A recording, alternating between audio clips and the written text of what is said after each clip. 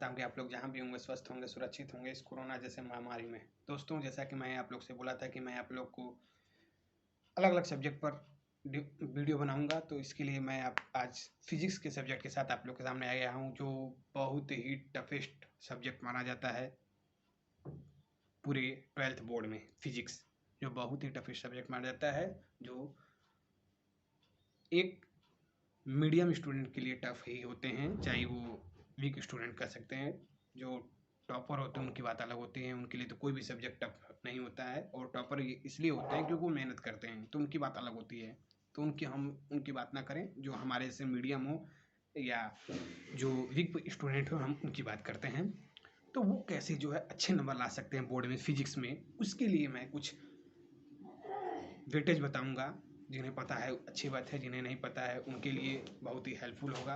अगर हेल्पफुल होगा तो इस वीडियो को लाइक करिएगा, सब्सक्राइब करिएगा, शेयर करिएगा, ताकि अदर स्टूडेंट को भी हेल्पफुल हो ये वीडियो।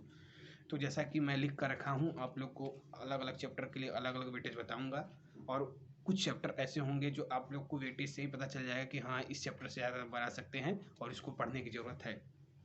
तो जैसा कि मैं आप लोग को बोल रहा हूँ, तो मेरे जो चैप्टर हैं static, electrostatic and current electricity, ये दोनों चैप्टर मिला के 16 नंबर के आते हैं। Magnetic effect of current and magnetism और electromagnetic induction and alternating current, ये चैप्टर मिला के हमारे 70 नंबर के आते हैं। 17 electromagnetic wave and ray and wave optics, ये मिला के 18 नंबर के आते हैं। Dual nature of radiation and matter, ये 12 नंबर के आते हैं, और इसमें एटम एंड न्यूक्लियाई भी हैं। और इलेक्ट्रॉनिक डिवाइसेस, ये 7 नंबर के आते हैं।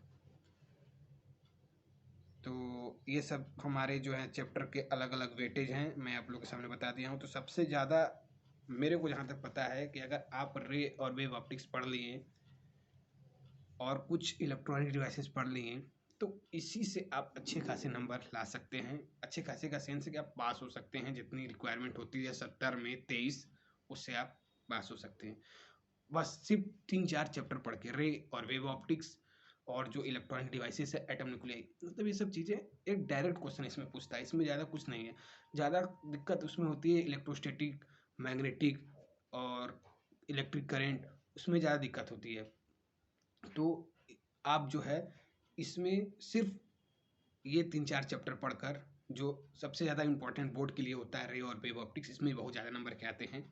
अगर सिर्फ आप ये 2 चैप्टर पढ़ लें, अच्छे से पढ़ लें। अगर कुछ चैप्टर पढ़ रहे हैं तो उसको अच्छे से पढ़ना आपको पड़ेगा, क्योंकि अगर आप जो है पूरा पढ़ रहे हैं तो अच्छी बात है, तो फिर आप तो अच्छे नंबर लाएंगे। अगर कुछ आप चैप्टर सिर्फ पास होने के लिए या थोड़ा अच्छे नंबर लाने के लिए टाइम नहीं है, पढ़े नहीं है, टाइम बर्बाद हो गया है, या जो भी किए हैं आप, जो भी परेशानी हुई हो, कोरोना आ गए हैं, जो भी हुआ हो, तो कुछ चैप्टर से आप अच्छे नंबर लाने के लिए, तो उस चैप्टर को आपको अच्छे से पढ़ना पड़ेगा। उसमें आपको फिर लापरवाही नहीं करनी पड़ेगी, एक एक चीज़ आपको अच्छे से जानना पड़ेगा, क्योंकि आप अगर उसको लापरवाही करेंगे तो फिर आपको दिक्कत हो जाएगी।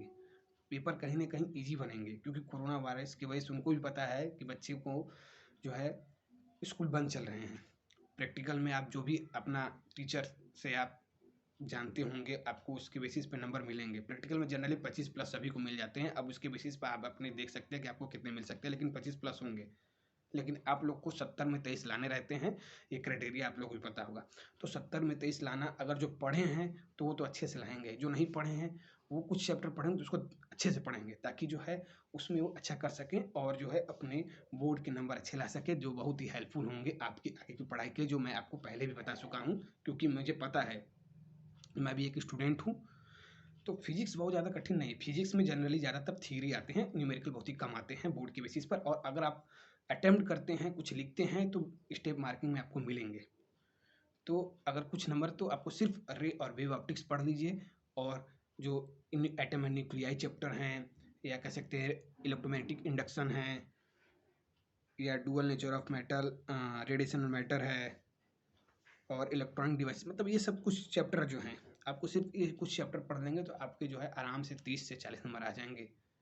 मैं ज़्यादा फोकस कर रहा हूँ रे एंड ऑप्टिक्स। अगर जो नहीं पढ़े हैं, जो सिर्फ मतलब अभी परेशान हैं, उनके लिए मैं कह रहा हूँ रे और optics, ray optics, wave optics, ये 2 chapter, electronic device, atom nuclei, ये सब चैप्टर अगर पढ़ेंगे लेकिन आपको अच्छे से पढ़ना पड़ेगा। बार-बार मैं आप लोग कह रहा हूँ कि आप लोग अच्छे से पढ़ेंगे तभी, अगर कुछ चैप्टर पढ़े तो अच्छे से पढ़िए, पर ना पूरा पढ़े हैं तो आप तो अच्छे खासे नंबर लाएँगे। तो मुझे ये बताना था, टेंशन मत लीजिए, कोरोना है, सबके लिए है, आपके लिए भी है और पेपर टफ नहीं बनेंगे। और कोई भी दिक्कत हो तो आप कमेंट करिए, मैं आपकी प्रॉब्लम को सॉल्यूशन को बताऊँगा। कोई दिक्कत नहीं है, सब अच्छा होगा। मेहनत करिए और बोर्ड का पेपर आपका अच्छा जाएगा, मुझे विश्वास है। मेहनत करेंगे तो सब कुछ होगा। जहाँ भी रहिए स्वस्थ रहिए, सुरक्षित रहिए, इस कोरोना वायरस से बच के रहिए, खुद बचिए, दूसरों को भी बचाइए। जय हिंद, बाय।